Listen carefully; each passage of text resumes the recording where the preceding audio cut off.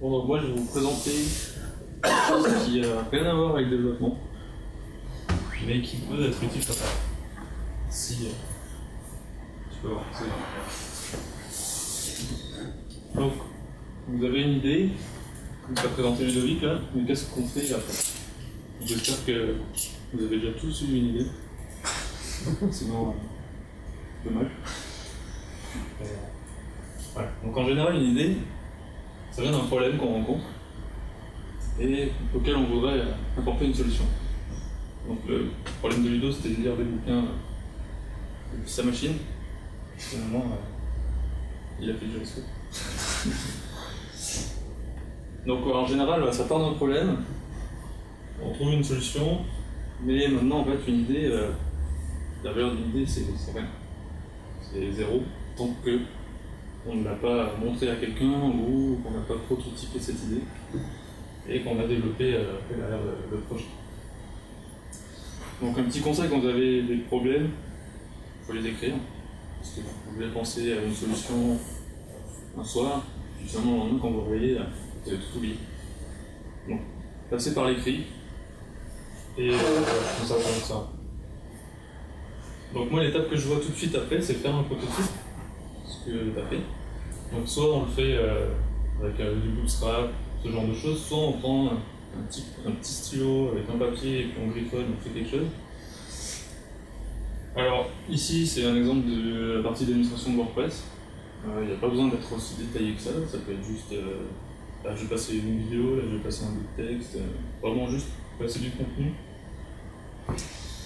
Pour se donner un petit avant-goût de ce qui se fait déjà si votre idée existe, allez voir les concurrents, inscrivez-vous. Et ça vous permet d'avancer. Et puis le prototype, ça va vous permettre de vous convaincre et de convaincre les autres. Donc il y a plusieurs outils. Ce qu'on a vu tout à l'heure, c'était faire avec du Balsamiq. Donc Balsamiq, c'est quelque chose d'assez gros maintenant. C'est disponible soit en application à télécharger, pour installer, soit directement sur le cloud, soit plugué sur Google Drive. Il y a également un plugin pour Confluence et pour Jira. Donc, si vous avez un ticket Jira, vous pouvez mettre un prototype Balsamiq.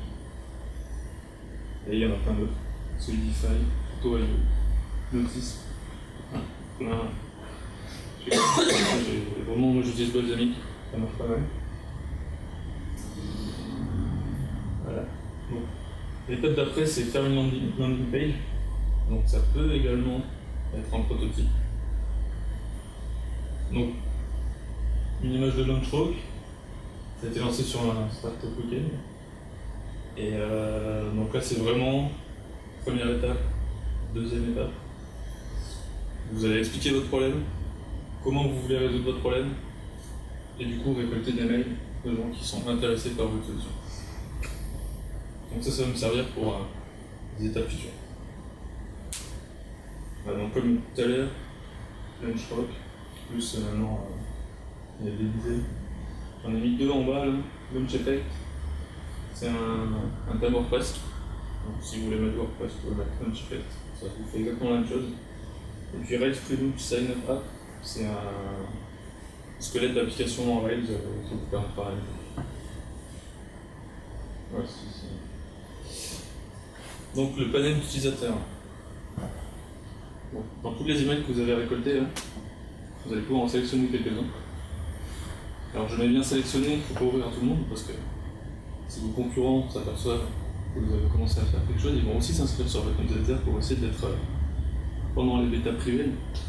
Donc d'où l'intérêt d'avoir fait aussi avant une sélection de concurrents. Vous allez repérer leur nom de domaine, puis ceux-là vous allez les enlever de la liste. Préparer un questionnaire, ou des questionnaires. En général, il faut en faire un pour le problème, un pour la solution. Donc vous allez sortir de chez vous, aller voir les gens dans la rue, aller leur poser des questions sur le problème que vous avez rencontré, leur présenter un début de solution que vous avez imaginé, puis voir un petit peu ce qui ressort de ça. Donc après, avec les premiers retours de questionnaire, il va falloir faire un petit tri, et puis commencer à faire évoluer votre prototype ou développer ces idées. Donc pareil, les outils, mais ça on va dire que c'est les outils qui s'intéressent plus à si vous avez un projet d'application web, qui vont pouvoir s'intégrer directement dans votre application. Sinon, si c'est vraiment quelque chose de hardware enfin, quelque chose qu'il faut présenter à un utilisateur, il va falloir que vous sortiez vraiment et allez démarcher la personne. Donc User Voice, c'est pareil, c'est celui que j'utilise. J'ai mis Mailchimp aussi parce que ça permet d'envoyer des newsletters. C'est pas vraiment le même, on va dire pas le même objectif que User Voice, GetCitation ou les autres outils là, mais je pense que ça fait partie des outils à avoir pour travailler avec des utilisateurs. User Voice, c'est un petit widget qui se met sur le côté du site. Vous pouvez cliquer et en fait ça vous ouvre une fenêtre modale où vous allez pouvoir voter pour des idées, proposer de nouvelles idées, et finalement avec ces systèmes de vote vous allez voir ce que les utilisateurs ont vraiment envie sur votre application. Voilà. Donc à partir de tout ça, on va pouvoir présenter ce qu'on appelle un MVP, Minimum Viable Product, qui est en fait une version primitive, donc une primitive entre guillemets, on pourrait dire une première version en fait du produit que vous avez envie de développer. Donc ce MVP, ça va vous permettre d'acquérir des connaissances par rapport à votre problème, à la solution que vous avez apportée, de connaître des risques et surtout de tester l'idée sur le potentiel marché que vous avez trouvé. C'est-à-dire que les utilisateurs qui se sont inscrits sur la landing page, ça commence à être votre marché. Et donc si vous voyez que certains développements que vous avez faits, ça ne va pas, si les utilisateurs ne vont pas, ils n'aiment pas ça, ça vous permet aussi de pivoter. C'est-à-dire que pivoter, c'est de changer de cap pour pouvoir se réadapter au marché cible que vous cherchez. Voilà, un petit résumé. Donc sur le MVP, on part d'une idée, on la développe rapidement, et ensuite on va mesurer cette idée avec vos utilisateurs. On va essayer d'apprendre de ces données, et puis on recommence. On va redévelopper une nouvelle idée. Si les utilisateurs ont posté une idée sur UserWeb par exemple, on peut partir sur un deuxième MVP sur cette idée-là, et on reboucle tout le temps. Jusqu'à ce qu'on arrive à ce Minimal Marketable Product. Donc, la définition, c'est le produit avec le plus petit ensemble de fonctionnalités répondant aux besoins des utilisateurs. Donc tout ça, ça va permettre en fait de réduire le temps de commercialisation, qu'on appelle time to market, et de lancer son produit plus rapidement. Donc, le meilleur exemple de MMP, là, c'est le premier iPhone. Le premier iPhone il est sorti, il n'y avait pas de copier-coller. On ne pouvait pas envoyer de SMS à plusieurs utilisateurs. Donc les fonctionnalités en fait, qu'on retrouvait sur des téléphones Nokia 3210, copier-coller je pense pas, mais il faut bien envoyer des SMS à plusieurs personnes. Et donc du coup ils ont sorti le premier iPhone vraiment très rapidement pour être les premiers sur le marché et récupérer en fait des parts de marché importantes pour pouvoir ensuite développer le deuxième iPhone, donc nouvelle itération avec ses fonctionnalités manquantes. Puis on a l'iPhone 5S.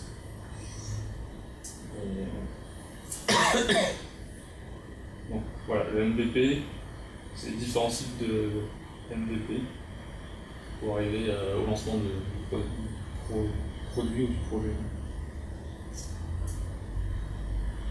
Voilà. Donc, la boîte à outils. Donc il y a les liens, il faudra cliquer dessus. Donc c'est le Startup Tools qui a été écrit par Steve Blanc. Donc en fait il est mis à jour assez régulièrement. Vous avez une page avec je dirais des centaines, mais peut-être des milliers de liens pour vous aider sur un petit particulier, aller chercher des utilisateurs, comment discuter avec eux, vous avez tout ça là-dedans.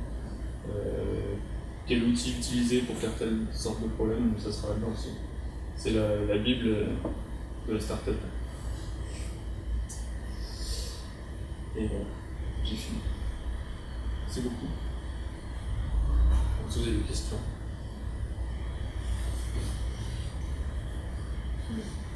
Du coup, une fois qu'on est à l'étape du MMP, il faut continuer à boucler quand même. À l'étape du MVP, en fait, tu boucles toujours sur.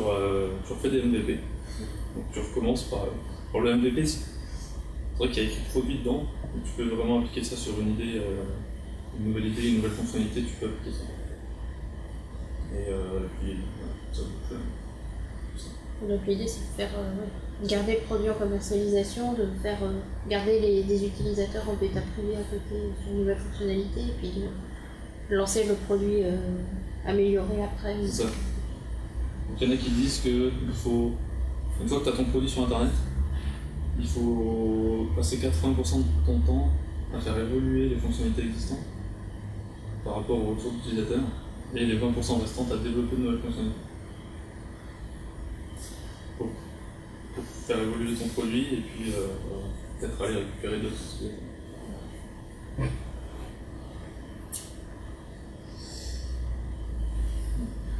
J'avais marqué 2 petites phrases là pour résumer. C'est que votre idée ou votre vision va vous donner le cap à parcourir. Et par contre, c'est que les retours clients qui vont vraiment vous donner le chemin pour arriver à l'objectif.